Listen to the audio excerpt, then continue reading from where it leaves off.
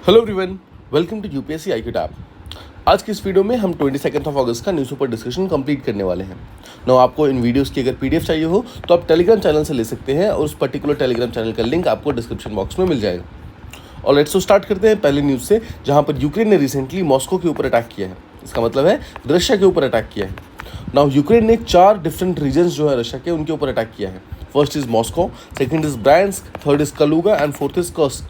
तो आपको बेसिकली मालूम होना चाहिए कि मॉस्को, ब्रायंस्क, कलुगा और कर्स्क ये चारों ही कहाँ पर प्रेजेंट है, सब रशिया के अंदर प्रेजेंट है। ये जो अटैक किए गए हैं ये ड्रोन्स के थ्रू किए गए हैं, तो जिसके थ्रू जो बेसिकली रशिया की जो एयर डिफेंस है उसको तोड़ने की कोशिश की गई है। ऑब्वियसली यूक्रेन पूरी तरीके से सक्सेसफुल नहीं हुआ है, but still it has been successful in conducting out the attack उसने बेसिकली कंडक्ट किया है। तो इसके अलावा साइमल्टेनियसली हुआ ये है कि जो रशिया के प्रेसिडेंट हैं व्लादिमीर पुतिन, वो अभी एक प्लेस पर गए हैं, चेचन्या बेसिकली रशिया के अंदर ही एक टेरिटरी प्रेजेंट है। और माना जाता है कि रशिया और इस पर्टिकुलर रीजन के बीच में काफ़ी ज़्यादा कॉन्फ्लिक्ट है। 1990 से ही काफ़ी कॉन्फ्लिक्ट आता जा रहा है और ये एक मुस्लिम डोमिनेटेड रीजन है। ठीक है, यहाँ पर व्लादिमीर पुतिन बहुत ज़्यादा जाते नहीं हैं। पिछले 13 ईयर्स में वो सिर्फ पहली बार जा रहे हैं इस पर्टिकुलर रीजन के अंदर। अगर आप देखेंगे दिस इज़ रशिया एंड ये वाला पार्ट आप देख सकते हो बिल्कुल ही साउथ वाले साइड में चेचन्या यहाँ पे प्रेजेंट है।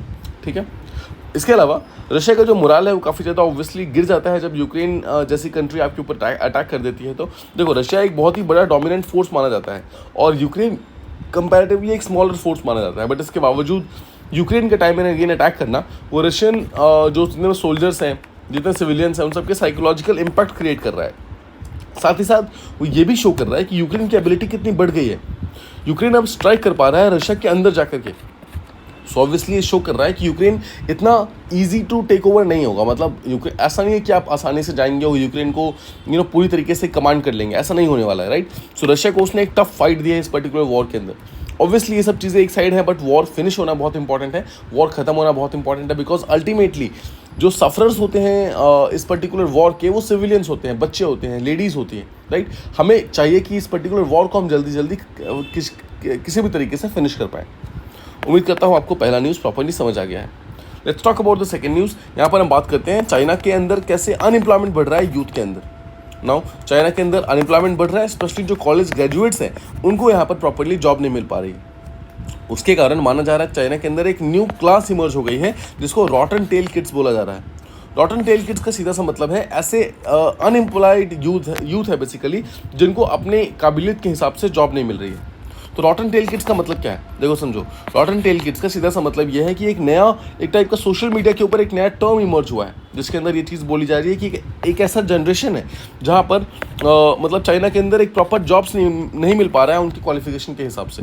ठीक है, सो देखो, एक यहाँ पर एक दूसरा टर्म होता है रॉटन टेल बिल्डिंग्स। इसका मतलब होता है कि ऐसे बिल्डिंग्स जिसका काम स्टार्ट तो हो गया है बट उसको बीच में ही छोड़ दिया गया है, उसको अनफिनिश छोड़ दिया गया है। तो उसी चीज़ से यहाँ पर कनेक्शन क्रिएट करके रॉटन टेल किड्स नाम का एक ये पर्टिकुलर ग्रुप जो है उसको बनाया गया है।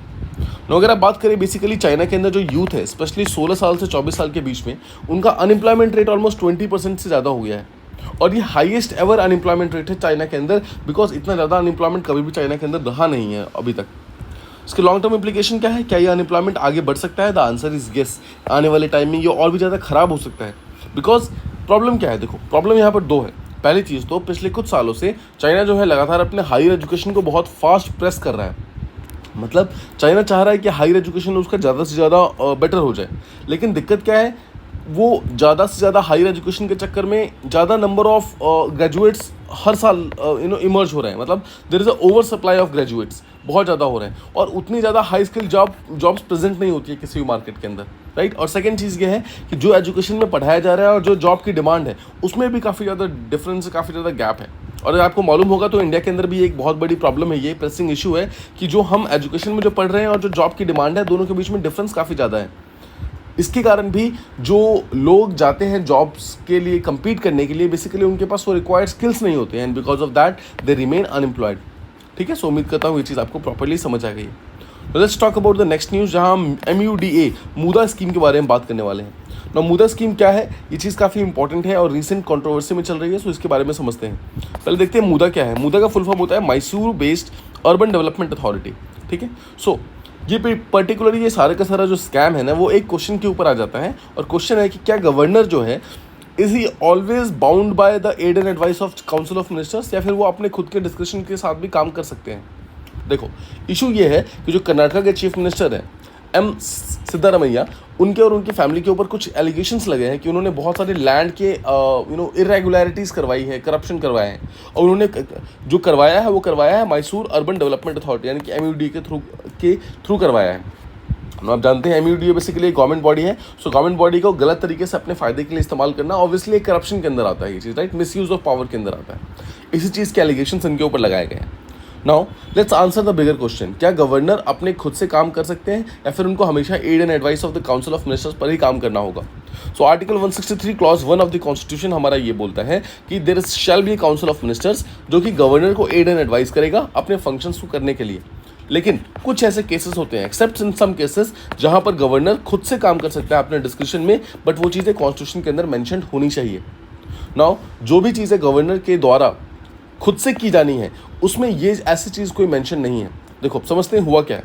और देखो, इसके अलावा पहली चीज़ तो आर्टिकल 163 के अलावा सुप्रीम कोर्ट ने भी अलग अलग रूलिंग्स के अंदर ये बताया है कि ऑब्वियसली गवर्नर जो है ये बाउंड है aid and advice of council of ministers से, जब तक कि कॉन्स्टिट्यूशन खुद ना बोले क्या आप अपने डिस्कशन से काम कर सकते हो।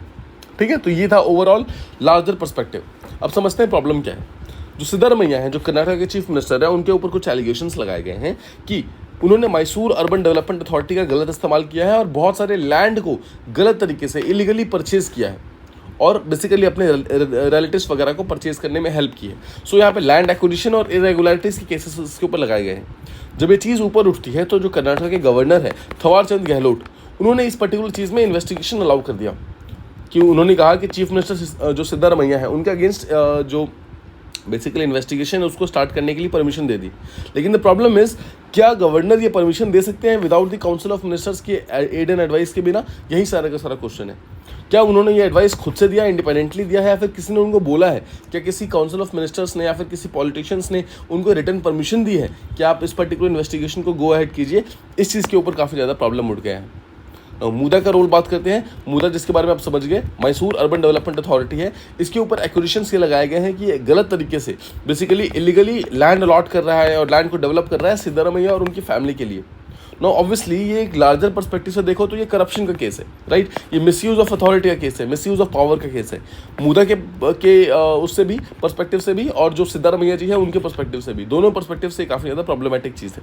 नो इस केस के कारण कुछ और ब्रॉडर क्वेश्चन उठते हैं कि क्या सच में गवर्नर की अथॉरिटी के ऊपर कुछ लिमिट्स लगाना चाहिए या फिर गवर्नर को कुछ ऐसे परमिशंस देने चाहिए कि वो ऐसे एक्स्ट्राऑर्डिनरी सिचुएशंस के अंदर अपने खुद से डिस्क्रिप्शन से काम कर सके।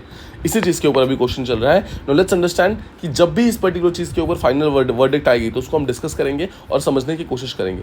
तो आज का डिस्कशन सिर्फ इतना ही था बिकॉज आज कुछ बहुत ज़्यादा इंपॉर्टेंट चीज़ें नहीं आई है। आप जानते हैं कल भारत बंद था, भारत बंद होने के कारण बहुत सारे डिसरप्शंस हुए हैं, बहुत सारे वायलेंट चीज़ें भी देखी गई हैं, स्पेशली बिहार, राजस्थान, मुंबई, इन सब शहरों में। But the point is that इसके अलावा कुछ भी बहुत बेसिक चीज़ें मतलब आ रखी हैं न्यूज़पेपर में, पॉलिटिक्स वाली चीज़ें, बहुत इंपॉर्टेंट चीज़ें नहीं आई हैं।